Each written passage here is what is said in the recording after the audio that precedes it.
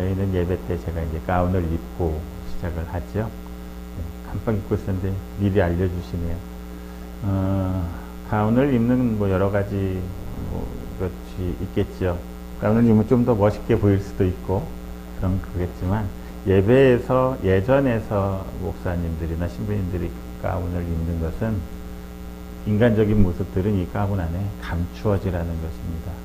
지금 제가 하는 이 이제 말씀을 전하는데 이 말씀 자체가 사람의 입으로 통해서 나오기는 하지만 그것은 하나님의 말씀이라는 것이죠.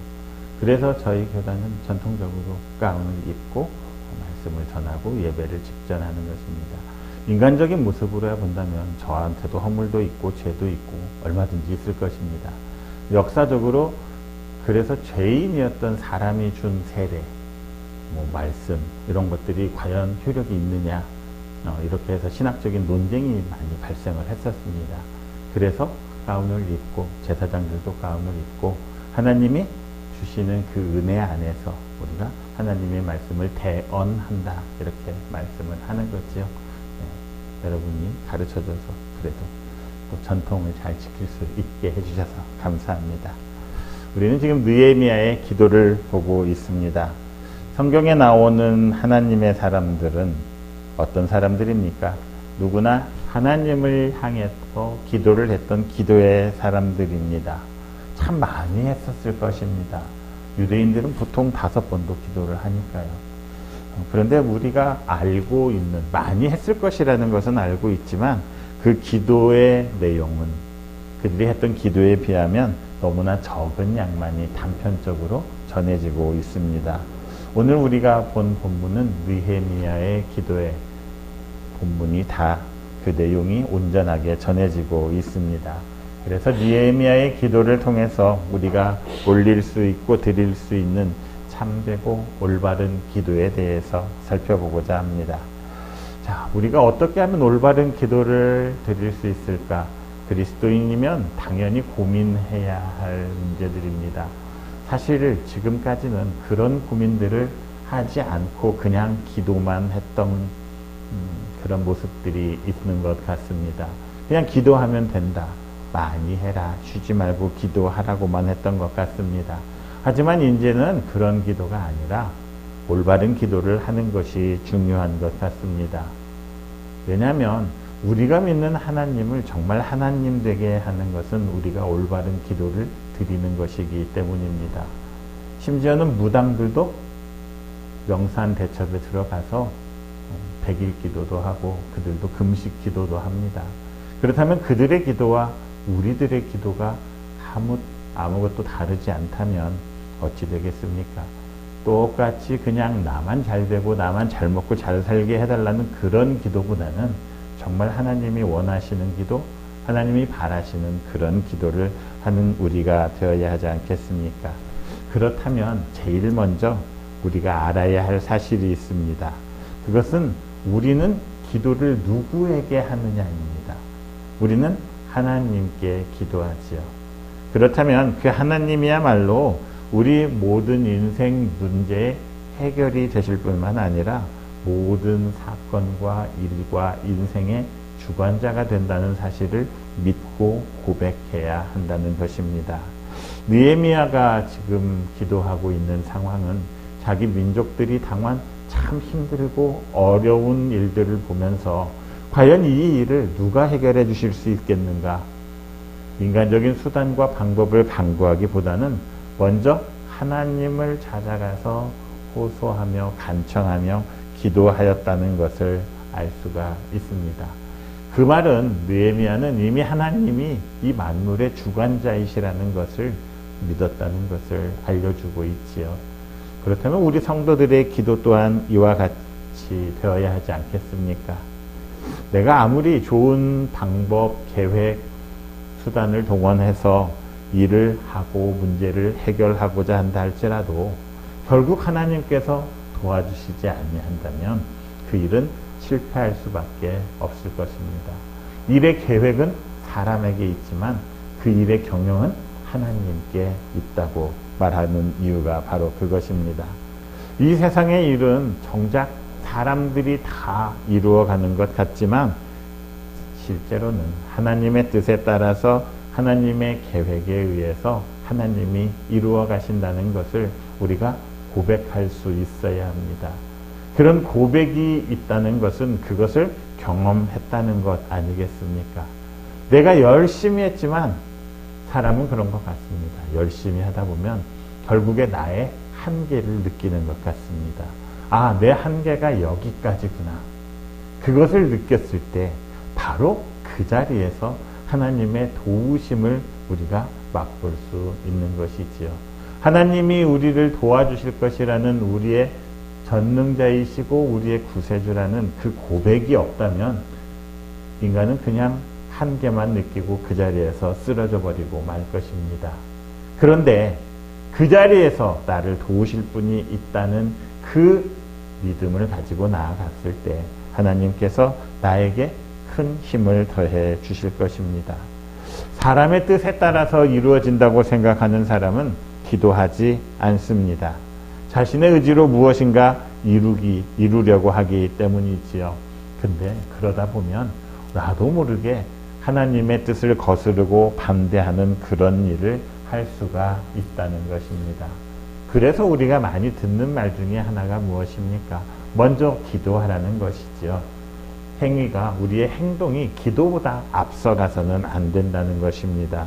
기도는 우리의 모든 행동보다 선행되어야 하고 모든 일의 기초로 쌓여 있어야만 합니다. 성도들 중에는 참 기도를 많이 하시는 분들이 있습니다.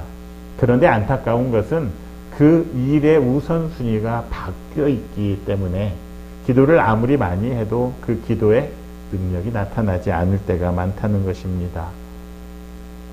기도는 많이 하지만 일을 시작하기 전에 기도하는 것이 아니라 자기가 스스로 계획을 세우고 그 계획을 따라서 다 이끌어간 후에, 그런데 내 계획대로 되지 않았을 때, 자기 생각대로 일이 잘 진행되지 않았을 때 그때 기도하려는 사람들이 있다는 것입니다.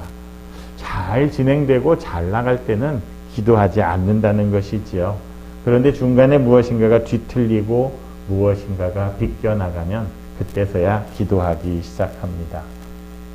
일은 자기 혼자 시작해서 다 망가뜨려 놓고 문제가 발생하니까 이제 하나님께 와서 해결해 달라고 하는 것이지요. 자, 그렇다면 그 기도는 올바른 기도가 되겠습니까?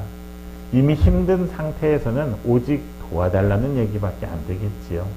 심지어는 이 일을 해결하게 해주시면 주님께 헌신도 하고 충성도 하겠습니다. 이런 기도도 하기는 합니다. 그런데 그런 기도가 나중에 우리의 행동으로 나타나는 경우는 드문 것 같습니다. 하나님의 힘을 먼저 믿었다면, 하나님의 주권을 인정하였다면 일을 행하기 전에 기도하고 시작하는 것이 낫지 않겠습니까? 내 계획에는 그럴듯할 것 같지만 하나님과 오랜 기도를 하다 보면, 오랜 그 기도의 분별을 하다 보면 그 일이 내 눈에는 좋아 보이는데 결코 좋은 일이 아니라는 것도 깨닫게 됩니다. 우리가 인생을 지나고 나면 그때는 내가 정말 옳았고 맞았다고 생각했는데, 그것만이 최선의 방법이었다고 생각했는데 나중에 보면 그것이 아닌 일도 많지 않습니까?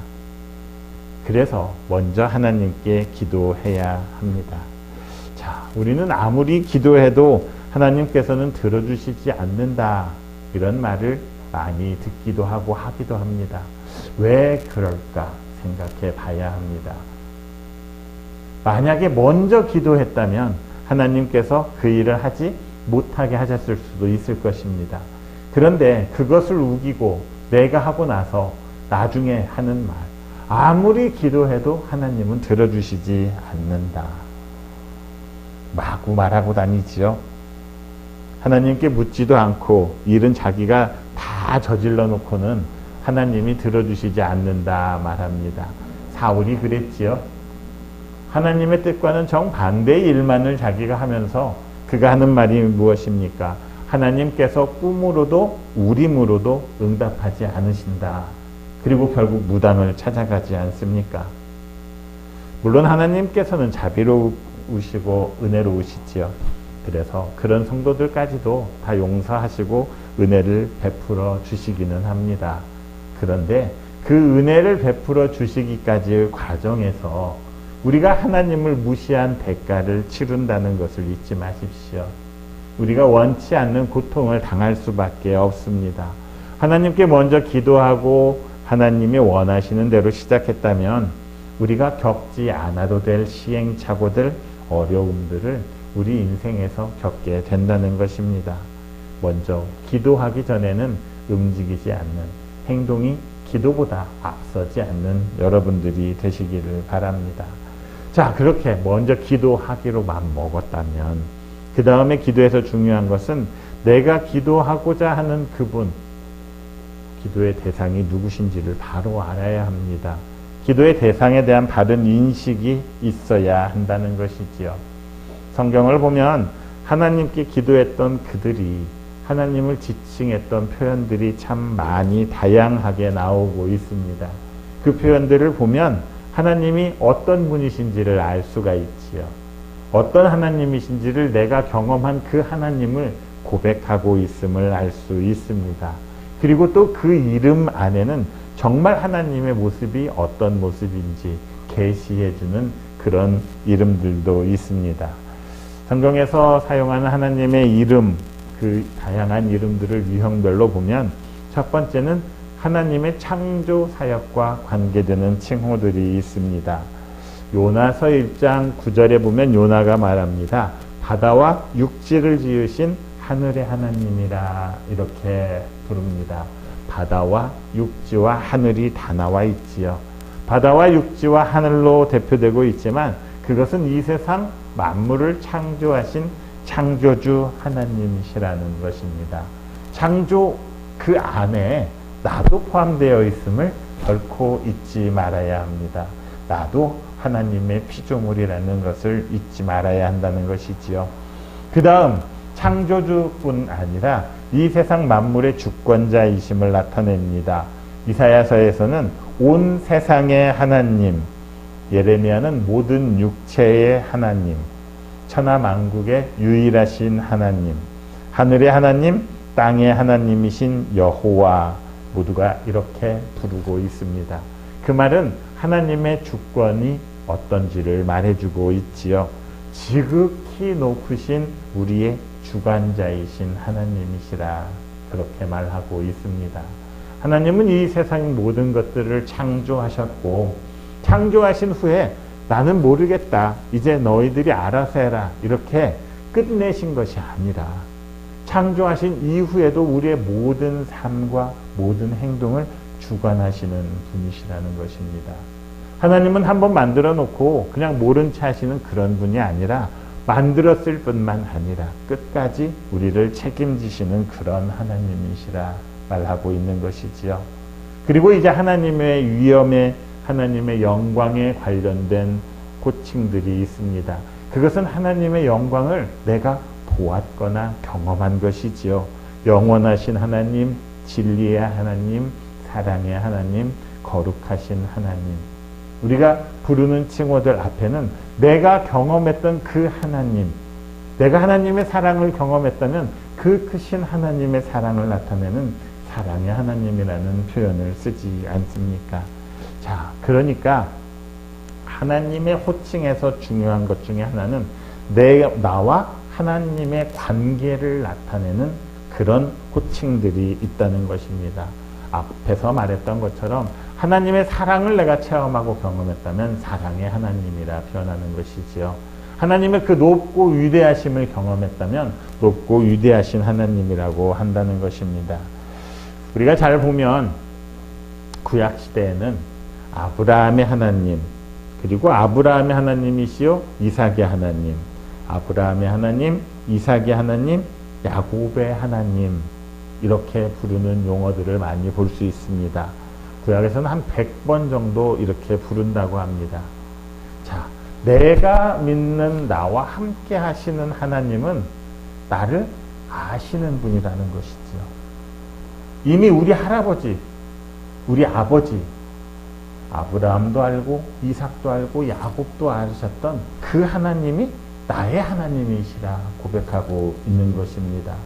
그러니까 나뿐만이 아니라 우리 민족을 이스라엘의 하나님, 이스라엘 군대의 하나님과 같이 나쁜 개인뿐이 아니라 우리 민족 모두를 하나님께서는 이끌어 주셨고 보호해 주셨다.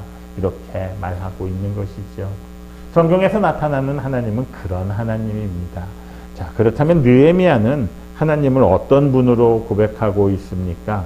5절 말씀을 보니 하늘의 하나님, 크고 두려우신 하나님, 주를 사랑하고 주의 계명을 지키는 자에게 언약을 지키시며 긍휼을 베푸시는 주여, 이렇게 말하고 있습니다. 6절 이하에 나오는 그의 기도의 내용들을 본다면 하나님이 이런 호칭을 느헤미야가 이렇게 부를 수밖에 없었던 이유가 무엇인지를 알 수가 있습니다. 느헤미야의 기도의 내용과 간구를 보면 그것들을 알 수 있다는 것이지요. 자, 그렇다면 여러분은 하나님을 어떤 하나님이라고 생각하고 부르십니까? 거기에 내가 생각하는 하나님의 모습이 들어있다는 것입니다. 그렇다면 우리는 하나님에 대해서 바로 알아야 되고 하나님에 대한 바른 인식으로부터 우리의 기도가 시작되어야 한다는 것을 말해줍니다. 일단 느헤미야는 하늘의 하나님이라 불렀습니다. 앞에 우리가 본 것은 무엇입니까? 하나님만이 이 세상의 모든 것을 지으시고 그 뜻대로 움직이시는 분이 바로 하늘의 하나님 아니겠습니까? 우리는 솔로몬의 기도에서 상천하지의 하나님, 곧 위로 하늘과 땅의 아래로 땅에 주와 같은 신이 없나이다, 이렇게 고백했던 것을 기억하고 있습니다. 솔로몬과 느헤미야에게 있어서 하나님은 그런 분이셨다는 것이죠. 그러니까 이 하나님만이 우리의 인생을 책임져 주실 수 있다는 것입니다. 이미 초월적인 하나님은 하늘에 계셔서 우리보다도 훨씬 월등하신 분일 뿐 아니라 우리의 모든 것을 다 보고 감찰하시는 하나님이라는 그런 뜻이 있다는 것이지요. 느헤미야는 자기 민족의 문제가 특별히 페르시아를 이길 수 없는 그런 상황에서 자기 나라의 문제는 오직 하나님만이 해결해 주실 수 있음을 알았습니다. 그거를 알고 난다면 하나님은 어떤 분이십니까? 크고 두려우신 하나님임을 우리가 알아야 합니다. 요즘 세상에서 우리의 가장 큰 문제는 하나님을 너무나 가볍게 생각한다는 것이지요. 그런 얘기 많이 하지 않습니까? 하나님이 살아계심을 믿는다면 어찌 그럴 수 있을까? 하나님은 정말 크고 두려우신 분임을 우리가 믿어야 합니다. 크고 두렵다라는 표현에는 심판주라는 표현이 들어 있습니다. 우리는 결국 하나님의 심판대 앞에 서게 될 것이라 성경은 말하지 않습니까? 과거에 이스라엘이 당한 고난, 이 모든 것들을 심판하신 분이 하나님이시라는 것이지요. 그러니까 이스라엘의 과거의 죄와 무관하지 않습니다. 하나님 앞에 섰을 때 힘들지 않을 수 있도록 우리가 하나님이 살아계심을 두려워할 줄 아는 사람들이 되어야 합니다. 자, 그런데 문제는 크고 두려우신 하나님이라 했을 때 우리가 분명하게 알아야 할 것 중에 하나는 우리가 무언가를 잘못했고 그로 인해서 어떤 어려움이 있을 때 그 책임은 하나님께 있는 게 아니라 바로 우리들한테 있다는 것을 분명하게 하고 있다는 것입니다. 우리는 하나님을 참 원망할 때가 많지요. 뭔가 일이 잘못됐을 때 아니 왜 하나님이 나를 도와주시지 않아서, 아니 하나님은 왜 일을 이렇게밖에 안 되게 하셨을까, 그런 원망들을 많이 합니다. 내가 원하는 대로 되지 않았을 때 특별히 그렇죠. 그런데 정작 그 일이 잘못된 핵심적인 책임은 하나님이 아니라 나에게 있다는 것을 우리가 알아야 한다는 것입니다. 그래서 우리는 하나님 앞에 나올 때 항상 회개하고 회개하고 죄를 고백할 수 있어야 한다는 것입니다. 그래서 느헤미야는 크고 두려우신 하나님 앞에서 먼저 자기 백성들의 죄를 고백합니다.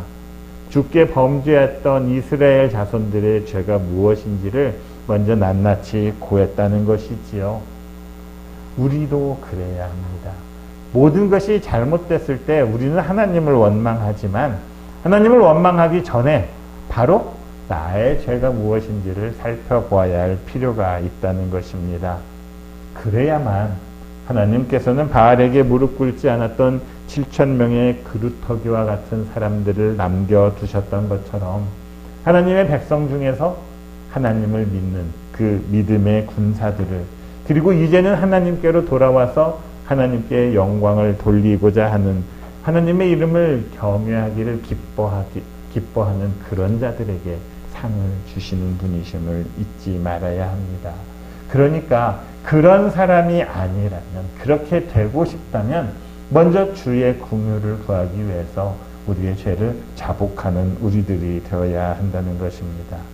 마지막으로 우리가 잊지 말아야 할 것이, 주를 사랑하고 주의 계명을 지키는 자에게 언약을 지키시며 긍휼을 베푸시는 하나님입니다.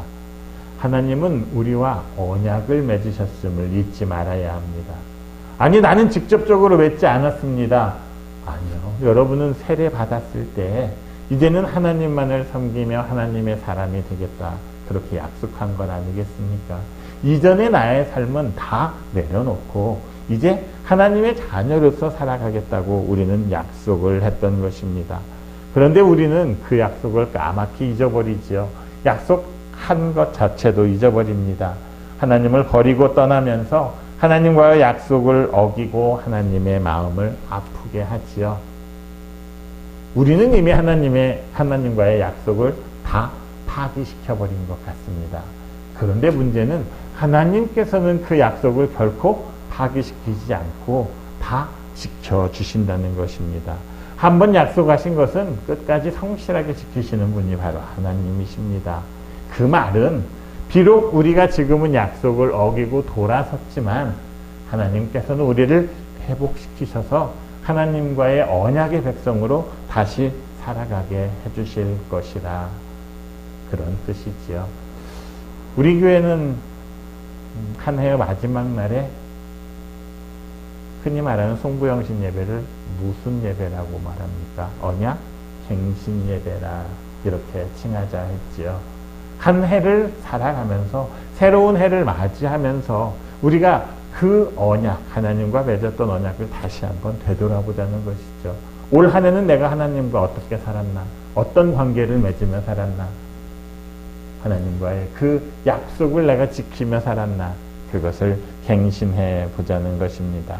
그러나 무엇보다도 중요한 건 내가 자복하고 회개하고 나온다면 하나님께서는 비록 내가 깨뜨린 그 언약이지만 그것마저도 회복시켜 주시고 우리를 하나님의 자녀로 다시 영광된 자리로 불러주실 것이라는 그 믿음을 가져야 한다는 것이지요. 사랑하는 성도 여러분, 참되고 올바른 기도, 그것은 먼저 기도의 대상인 하나님에 대한 올바른 인식에서부터 시작을 합니다. 내가 기도드리는 그 하나님께서 무엇을 좋아하시는지, 무엇을 싫어하시는지를 모른다면 어떻게 하나님이 원하시는 기도를 드릴 수 있겠습니까? 내가 좋아하는 사람이 있다면 나는 그 사람이 원하는 것, 좋아하는 것, 싫어하는 것 다 알지 않습니까? 그 사람에게 좀 더 좋은 점수를 따기 위해서. 그런데 우리는 하나님께는 의외로 그렇게 하지 않습니다. 내가 무엇을 하든지 하나님은 다 이해하실 거야, 내 위주로 생각하지요. 우리도 하나님이 좋아하시는 것, 원하시는 것을 했을 때 하나님께서 더 기뻐하시고 더 좋아하시지 않겠습니까? 기도도 그렇습니다. 내 중심으로 기도하면 하나님이 다 알아서 들어주시겠지, 자기 중심적인 기도로만 나아가지요. 그런데 기도 자체도 하나님 중심으로 드려야 하지 않겠습니까? 자, 대부분 기도를 많이 하는데 어떤 분들은 기도 생활을 거의 안 하시는 분들도 있습니다. 기도하지 않아도 하나님께서 다 알아서 해주실 것인데 굳이 기도할 필요가 있냐는 것이지요. 그러나 그것은 정말 하나님을 몰라서 하는 말임을 알아야 합니다. 하나님은 성도들이 기뻐하시는 것을, 기도하시는 것을 하나님이 얼마나 기뻐하시는지를 안다면 그런 얘기는 하지 않을 것입니다. 그리고 또 한 가지 문제는 기도하지 않기 때문에 영원히 하나님이 기뻐하시는 기도를 할 수도 없을 뿐 아니라 기도의 능력을 영원히 할 수 없다는 것이지요. 기도하지 않으면 기도가 어떤 힘이 있는지를 우리가 알 수 없다는 것입니다. 참된 기도, 응답받는 기도를 원한다면 우리가 기도하는 대상인 하나님을 더욱더 많이 알고 바로 알아야 할 것 같습니다.